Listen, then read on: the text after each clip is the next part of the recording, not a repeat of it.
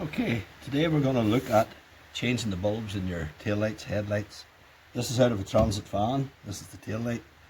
So we just took them out to make it handier for me to show you. Basically these little finger clips here, take them, squeeze them in, and out comes your bulbs.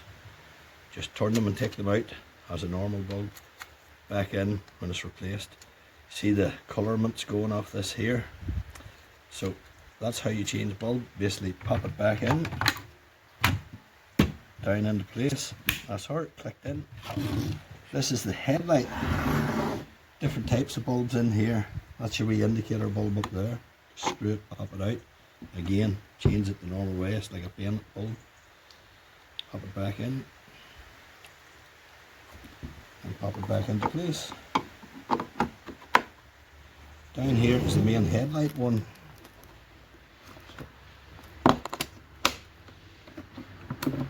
And in here, now you'll see when you take the wire off the bulb, it's held in by these spring loaded. So just take that out, bend it back, and that allows your bulb to come out. That bulb's okay. Pop it back in, push this back down till it's clipped in, and replace your wire. Pop it back in. And that's that. Okay, thanks for watching.